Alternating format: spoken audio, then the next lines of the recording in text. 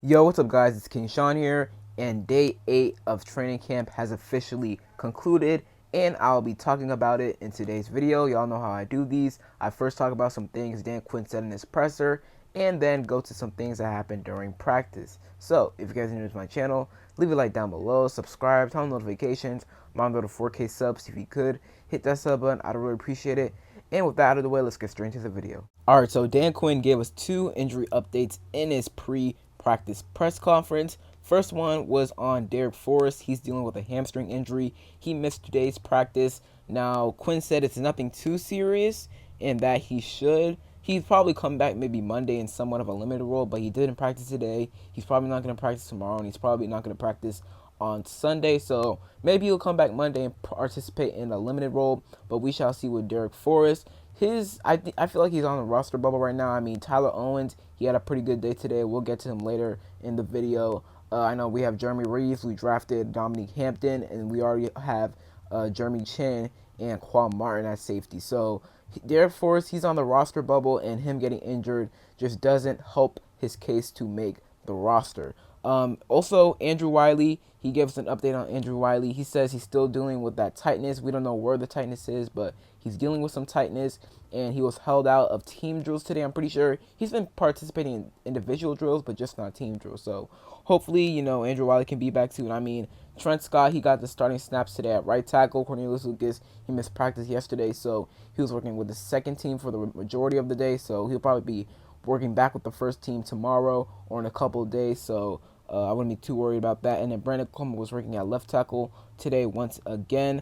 So we'll see when Andrew Wiley comes back fully and fully participates in team drills again.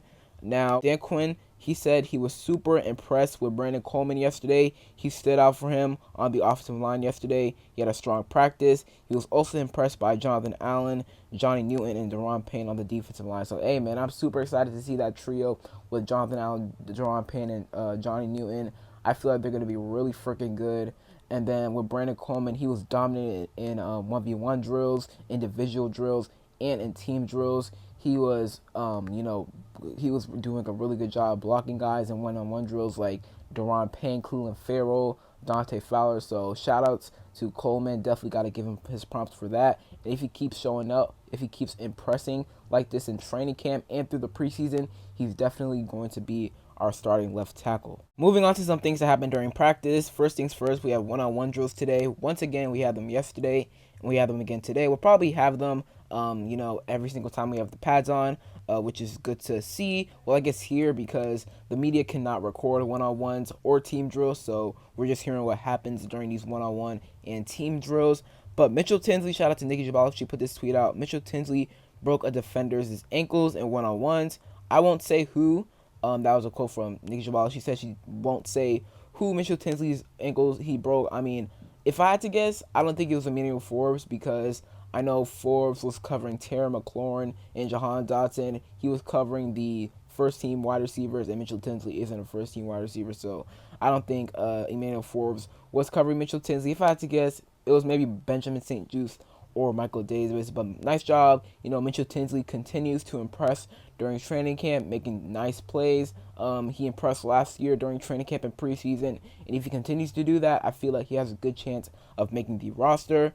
Terry McLaurin, he beat Emmanuel Forbes on a short curl route, and Forbes hit the deck. So, yeah, I mean, they've been getting the best of each other, to be honest. McLaurin has been beating Forbes. I mean, I think he beat him like once, maybe twice yesterday on 11-on-11 drills. One for a touchdown. Jayden Daniels to Terry McLaurin, the deep ball. I told you guys about yesterday in my video. So Emmanuel Forbes, I mean, he's gotten some, good. He's made some good plays on Terry McLaurin as well. I know he's had a couple of pass deflections, PBUs, but so far it looks like Terry McLaurin has gotten the best from Emmanuel Forbes. But this is good learning experience from Emmanuel Forbes. He needs to improve from last year, and it's good that Terry McLaurin is doing what he's doing against him, so Emmanuel Forbes can learn off of what mistakes he has made working against Terry. And then some other thoughts from Zach Shelby from wide receiver DB one-on-ones. Olamide Zaccheaus had a really nice catch against Michael Davis. Mikey Sanders still had a near interceptions against Jamison Crowder.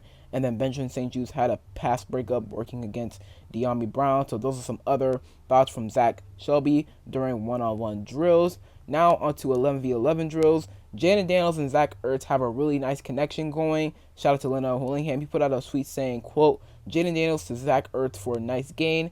Jayden has shown great anticipation on these crossing routes. So, hey, man, that connection. I feel like Zach Ertz is going to be Jayden Daniels' best friend this upcoming season. The tight ends, Zach Ertz, Sinnott, maybe even John Bates, the old reliable tight end working in the middle of the field and in the red zone. So don't be surprised if Zach Ertz and Ben Sinnott get a good amount of touchdowns this season, because Jayden Daniels, he could be targeting them a lot in the red zone.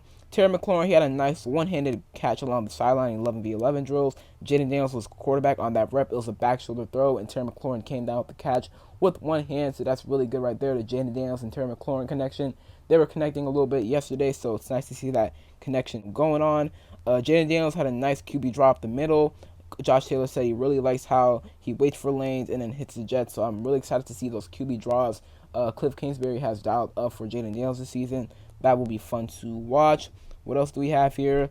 Like I said earlier, Trent Scott and Brandon Coleman were the tackle tandem in the first team period. So you have Brandon Coleman at left tackle and then Trent Scott at right tackle.